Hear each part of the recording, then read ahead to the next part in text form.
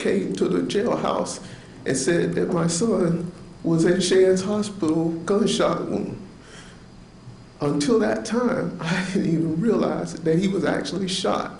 If you listen to the 911 call, you will hear me say, I don't know, he fell to the ground. I think he busted his mouth open. So that's what I thought had happened until that time. Because it wasn't my intent to shoot my son.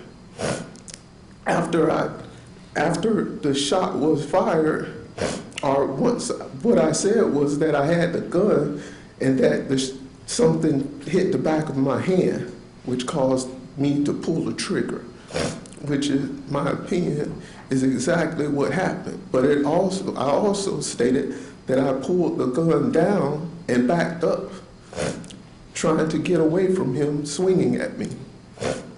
And on the 911 call, you can actually hear me say that he tried to hit me. All of this was consistent with even the expert's testimony, which said that the shot was down and to the left, which would be consistent with me pulling back and trying to move the gun away from pointing at his face and from his mother, who was who I could see standing over his left shoulder. But the bullet hit him, and by the grace of God, not by his quick motions, not even by my trying to pull the gun down, but by the grace of God, the shot didn't kill him. And I'm forever thankful for that. So to answer Ms. James' question is, I didn't try to shoot him in the face. I didn't want to shoot him at all. I was hoping that the presence of the gun would have kept him from attacking me. And whether you believe the point of where I stand, that is my perception of what happened. And that's my reality of what happened. And I still believe that. Any additional questions, Ms. James? No, sir. Thank you, sir. You can be seated. Thank you. Thank you, Your Honor. State, you can proceed with your presentation. Thank you, Judge. I believe I have two witnesses that would like to speak. We will start with Ms. Militia, lawyer.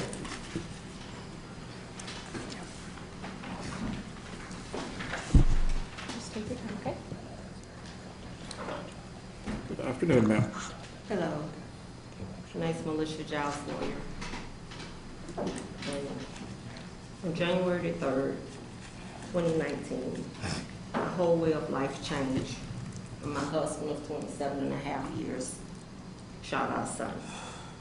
I felt angry, hurt, pain, stressed, and helpless. I now had to pick up the pieces and have strength, faith, courage, and a forgiving heart to move forward with life for myself and our children. During the 3 years this case has been prolonged and dragged out, Andrew has not apologized or shown any remorse when opportunities presented itself, but I still love and care for him despite this. As it got closer to trial, I was wanting Andrew to take a plea, so we wouldn't have to relive January 3rd, 2019 all over again. But that didn't happen in trial we had. After the verdict was read, my heart sank. A lot of mixed feelings and emotions going through me. Yes, Andrew needs to man up, own claims, take responsibility, and be held accountable for the choices he made on January 3rd, 2019, and the choices, decisions, and actions he continued to make up to this present day. I still love him, care for him, want to hug and kiss him. So for now, I will continue to go to God for prayer, strength, faith, wisdom, knowledge, and understanding as life moves forward, because God has the final plan, decision, and choice. Mr. Davis, do you have any questions for Ms. Lawyer? No, Your Honor. Thank you, ma'am.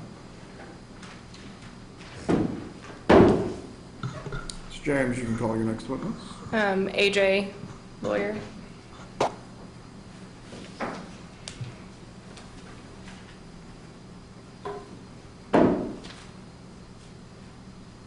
Good afternoon. I'm Andrew Lawyer III, better known as AJ. For a while, I was not about to do a statement because I felt like it was falling on deaf ears. But in reality, this is for me, my family, and my soul. With that, I must begin with a poem. Our deepest fear is not that we are inadequate. Our deepest fear is that we are powerful beyond measure. It is our light, not our darkness, that most frightens us. We ask ourselves, who am I to be brilliant, gorgeous, talented, fabulous? Actually, who are you not to be? You are a child of God, and your playing small does not serve the world. There's nothing enlightened about shrinking so that other people around you won't feel insecure. We were all meant to shine as children do. It's not just in some of us, it is in everyone. And as we let our own light shine, we unconsciously give other people permission to do the same. As we are liberated from our own fear, our presence automatically liberates others. I want to say thank you for the good, bad, and ugly, because it taught me something nobody could ever take from me, and that's the relationship I have with God. Even though that my dad shot me in the face, and we did not have the best relationship after the lamplighter incident, the foundation of him being there was still instilled in me. The ability to talk about a situation, knowing you analyzed every outcome, that is why it's hard to look at him, because that's not the person who raised me, and that's not what I know. Getting shot in the face by my dad is something that still strikes people back to this day. But the reality is, I learned a lot from it. And going through this, I just want to say thank you again for showing me that I can see it through, and God is my best friend. Even through all of this, I felt as if I was not good enough. Walking around with a scar, missing teeth, and a hurt heart. As I started to get to the point of not caring to live anymore, my ability to see it through, live Invictus and love Philippians 4:13, gave me the chance to look at the reality of life. And with God's help, I found love and healing. And I want to end with, I forgive you. I apologize for what I did to you and what made you feel that way. And I want to say, may God have mercy on your soul. Thank you, sir. Mr. Davis, do you have any questions for Mr. Lawyer? No, Your Honor. Thank You you. can take your seat. Mr. James, do you have any further witnesses? No, sir, just argument. You can proceed. Thank you.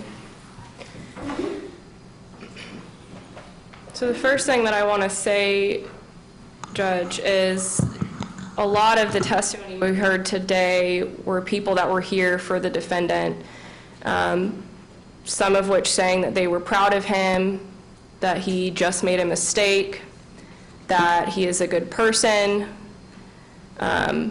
really all good things about him. And I want to say, for AJ's sake, that the state of Florida is here to support him, because we haven't heard that from a single person that came in here today. Nobody. And I think we need to remember that this happened to him. He was shot in the face by his dad. That is something that even I, even the one who litigated the case, cannot imagine the trauma that he is going to have to live with and that he's lived with for all this time. And sitting here in this courtroom, listening to all of the support for the person who shot him in the face, I just felt that it was important to start with a reminder that this happened to him. He is the victim in this case. He is the one that for the rest of his life, no matter what, no matter how hard he tries to run from it, no matter how big of a wall he tries to put up, for the rest of his life, he will have to deal with this. Every partner that he has in his life, if he gets married, has a girlfriend, they're going to ask him, what happened to your face? He has to explain to every single person that his dad shot him. If he chooses to have children, he has to explain to his children that his dad shot him in the face. This incident has changed him as an adult now, and it will change him when he becomes a father if he chooses to do that. So I bring that up because I want to remind the court, which I'm sure the court's aware of and everyone in this courtroom is aware of, this incident It ends today in terms of this case, but for the rest of AJ's life, he has to live with this. And it will affect him in every way possible. I think something else that needs to be said is that we got a glimpse of some of the violence that was happening in that house. This defendant, in 1996 MM 7209, had a domestic battery charge, and the victim in that case was Militia Lawyer, his wife. Essentially, she did not want to do certain acts with him, and he held her up by her neck. It was not a restraint by her arms. That's not what we're dealing with. We are dealing with a violent situation.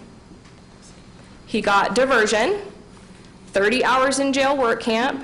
He had to go to New Hope counseling, and then he got to have peaceful contact with militia. Clearly, the counseling did not work, because then we were back again, 2004 MM 8332, another domestic battery. The victim, once again, is Militia Lawyer. This time, her kids are there. AJ was there for this incident. This defendant drug her from her bed and threw her outside in her nightgown in front of their children. He was adjudicated guilty. There was a 90-day suspended sentence for jail. He had probation, had to do BIP, and for a short period was not allowed to have contact with militia or his kids. When the defendant explained it, I believe he said he just put her outside. We're talking about a human being, not a dog, right? You don't just put somebody outside. He threw her outside. So I bring that up because this is not just a mistake. This isn't just a one-off incident where an accident happened. That is not what we are dealing with. We have a history of violence, and what do we know about domestic violence? It escalates. It starts off with, it started off pretty rough to begin with, but this is only, what actually came to fruition with a criminal charge, but we'll just say we started off with him restraining her for not wanting to do certain acts with him and holding her up by her neck. Then we get to him throwing her out of the house in front of their children. Now what we're at is him shooting his son in the face with her standing right behind him. This is not a mistake. This is not an accident. This is not somebody that needs to be out in the community. This is not this person that all of these wonderful people came in here and described. That is not what we're dealing with. And I think that this case is a very good example of you never know what is happening behind closed doors.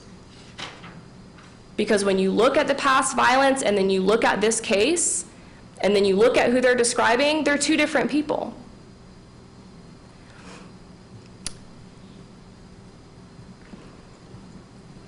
A lot of what the state feels is happening, judged by both this defendant and the people that came in here, is a bunch of covering up things for him.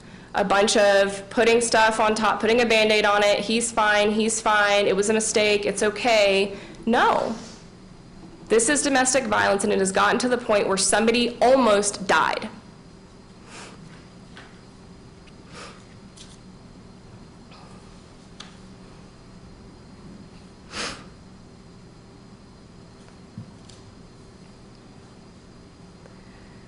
I want to talk about the pre-sentence investigation.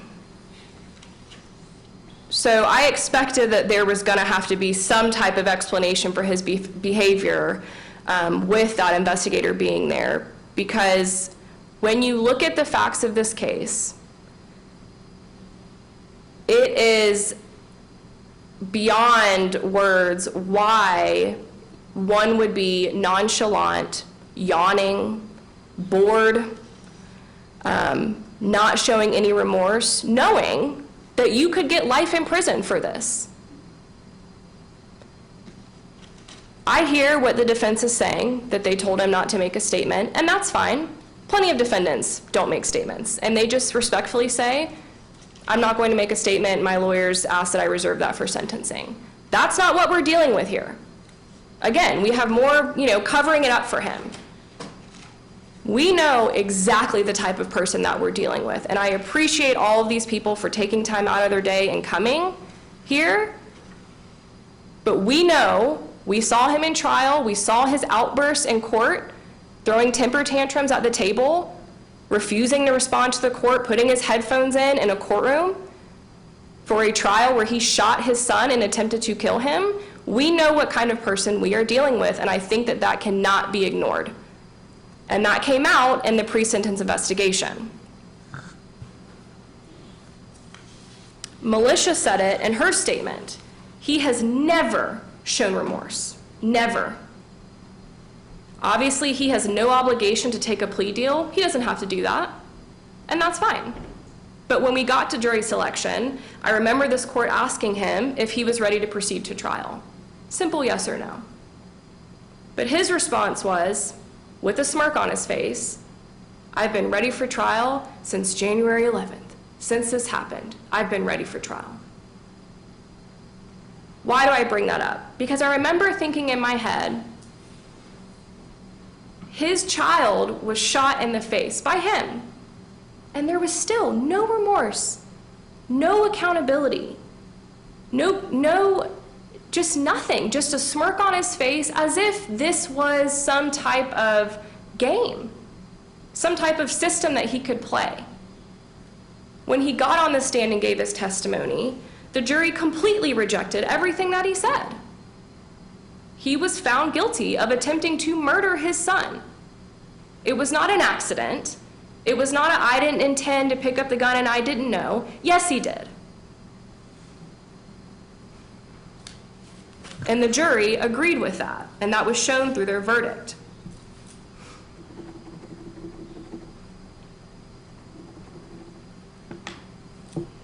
Someone earlier said, and I believe it was Mr. Crutchfield, that something had to have happened for it to get this far. And why that stood out to me is because what that does is it puts it back on AJ. And it puts it back on militia.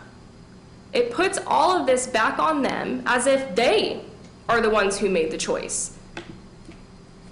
They didn't do anything. And that was supported by the physical evidence and the testimony. Putting this whole incident back on them as if it's somehow their fault that AJ was shot in the face. And it's not. When is someone, whether it's the defendant or not, going to take accountability for what happened to AJ? For what this defendant did to AJ?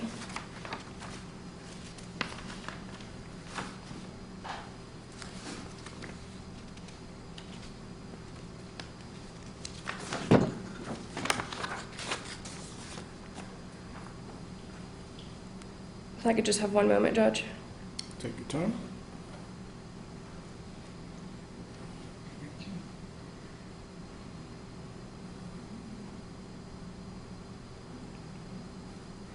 When I asked the defendant why he shot his son, I didn't ask because I want to know. I didn't ask because everyone in this room needed to hear the answer. I didn't even ask because I wanted the court to know. I asked for AJ. The one thing that AJ has always asked me, which I can't answer, is why did he shoot me? Did he tell you why he shot me? He is painfully longing to know why. Why? And he won't ever have the answer. He never will. And I just would like the court to remember that, again, that is just a small sliver of the pain that AJ is going to have to live with just mentally and emotionally. This defendant asked for mercy. When has he ever shown anybody mercy? Militia in the past violence? Now that she had to come into trial and testify? having to be witness to him shooting their son? And what about AJ? Not only did he shoot him in the face, he tried to shoot him again, which I think has somehow gotten lost in all of this. He tried to shoot him again. He had to reposition himself, raise his arm and angle down towards where AJ had fallen after he shot him in the face, and tried to shoot him again. Not an accident. After that, he raised the gun at AJ again for a third time. Mercy. When has he ever shown anyone mercy to now come to this court and ask for that from Your Honor? It is manipulative. It's a control tactic. It's not surprising to the state based on the factual circumstances of this case, but I wanted to point that out to Your Honor, that never once has there been remorse, never once has there been tears from Mr. Lawyer, never once has there been him showing any mercy or asking for mercy from anyone until now. Now that it's time, now that this is it, now all of a sudden we are all supposed to, I don't know, believe that? And I would submit to this court that you shouldn't, that it is manipulative and it is an act to try and get the minimum, which is 25 years. I would just ask Your Honor to remember that AJ has waited a long time for justice. Yes, this is a situation that happened, but I brought up the past for a reason, for Your Honor to think about what was happening in that house. AJ has waited a long time for this day, Judge, a long time. The state is asking for this defendant to be sentenced to life, and the state is asking for that in support of AJ and what happened to him. Thank you. We're going to need to take a brief recess. I was informed by digital recording that we had an issue, and up until, I believe, 2:12, we don't have a recording. With that, Mr. Davis, any of the witnesses that would like to give their statements again, I'll give that opportunity so they can read it, so it can be in the record, if they had written statements or if they would like to verbalize them once again. Same for Mr. Lawyer and any argument that you had up until that point. I'll also check to see what we do have recorded, so that way, if we don't have to replicate everything, then that won't be necessary. We'll take a brief recess for the next 10 minutes.